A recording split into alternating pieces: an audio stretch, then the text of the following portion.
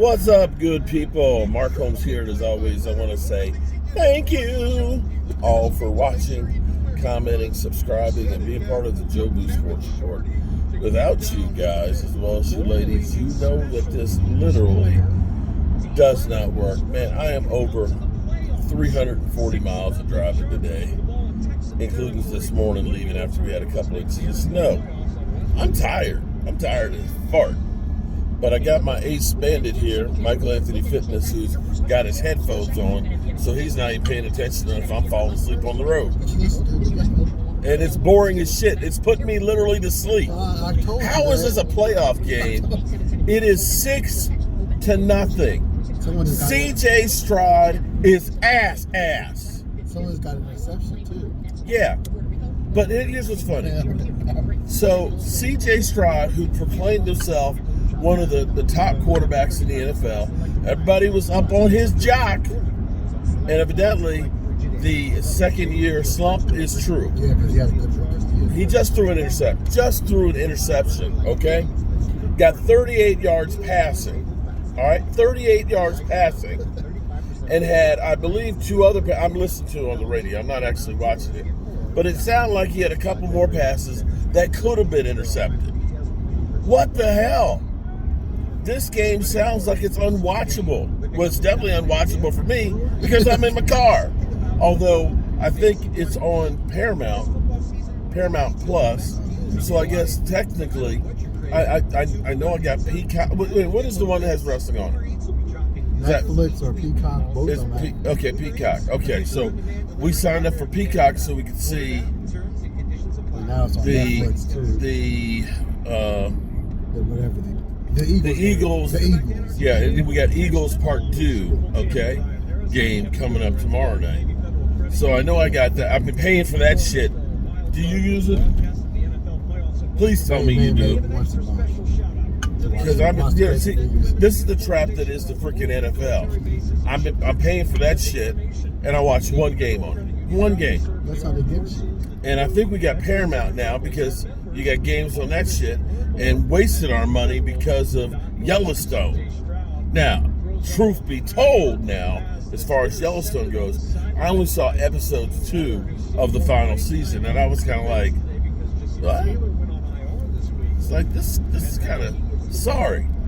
And because it plays during the football games on Sunday night, hadn't been watching the other one, but it sounded like they screwed the pooch on that. And that doesn't sound any worse than this game I'm listening to. That's literally putting me to sleep. That's every other game. What? Oh, great! They trade Wow! I was gonna get to Justin Herbert, okay, because he had 68 yards passing. Got him down there. They're 0 for 4 on third down, and he's had a couple of passes that should have been intercepted. What the hell is going on in the NFL? This is supposed to be playoffs. Playoffs? Don't talk about playoffs. Yeah, we're not going to talk about playoffs because they're ass. Back to back. The rookie from Georgia, the Texans had the 25th pick in last year's draft, but they traded back. They wanted to get Stephon Diggs, and they thought we could get somebody good in the second round. It's funny to me. Now, this is going to be basically who is least worst is going to win this game. Who is going to be least worst? Okay, the Chargers have actually been able to make some hay on the ground. Their passing game has been killing. At least the kicker has been good. Dicker the kicker. Oh. Intercepted too. Okay. 270 on the road. On the road. Yeah, one interception. All right, so CJ Stroud is not the same guy as he was last year. You would have thought after last year, everybody, this is always funny to me because everybody annoyed somebody as great. Oh my God, CJ Stroud, he's so good. He's great. Remember on the very first play for the Texans today, Mechie caught it and fumbled it. Fumbled it. Now, that was the quarterback's fault, but on still. a quick slant, he's wide open, and he drops the football. They motion. This play is for him. Anytime a receiver's on the outside and they motion him inside, This there's game a is reason so they're doing bad. that. Flat hit him on So- the hands, and then Alohi Gilman came in with his left hand and knocked it out. I'm curious here while I got y'all, and by the time I'm almost back to the Red Brick House, thank God. We got to unload this stuff, and I'm actually glad I'm not there live streaming this game. Because you would probably fall this. Khalil Mack curling up the middle. Gets a postseason sack and drops Stroud. And Stroud got sacked. Again. Boy, this game sucks so bad. So I guess whoever sacked him got the record for postseason sacks. Bosa's gotten a couple, and I mean, it's just an ugly game. But a question here for the Cowboys, okay?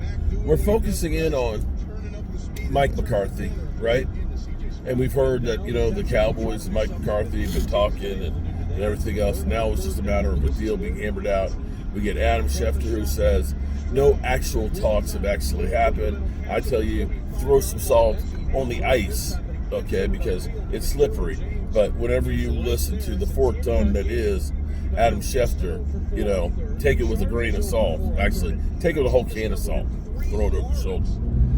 But here's where I'm curious, because all of the assistant coaches and things are able to start talking to other teams, right? Now, typically, a head coach will be hired before they start hiring the assistants, so there may be some time there. But the thing that I'm still wondering about, and nobody has said anything about, which is key to everything, is what's going on with Will McClay. Los Angeles. 9 minutes and 20 seconds remaining in this second quarter. Nothing, because his contract is up too. And I remember that Texans team for a couple of years were trying to get and talk to him. And you can look at some of these other teams around the NFL that look and say, well, that guy found a C.D. Lamb, found a Micah Parsons, found a Tyler Smith, found Travis Frederick and Zach Martin, found a lot of great players and talent underneath Jerry and Stephen Jones. What could he do if he were our GM and we let him run the show? And I don't understand how it is he's okay with just being underneath the Dallas Cowboys' thumb. At some point you say, you know what, I'd actually like to have the full GM title and be able to be an architect for a team. And I will say that contrary to what people will say that, the last couple of years hasn't been good drafting, well, that shit goes in cycles. But, this game put me asleep. But you look at the stability that came with Will McClay. We stopped making crazy trades like going for Roy Williams, with a first and a second, going for Joey Galloway with 2 number ones. We stopped doing all of the crazy moving up and down in the draft where, Jerry was basically screwing us, getting guys like Morris Claiborne for a first and a second. And I'd like to know where Will McClay and him coming back stands. So many questions. And all we got is a sorry-ass playoff game. Ain't that some shit? Alrighty, good people. I'll see you back at the man cave. Or the Red Brick House. Peace.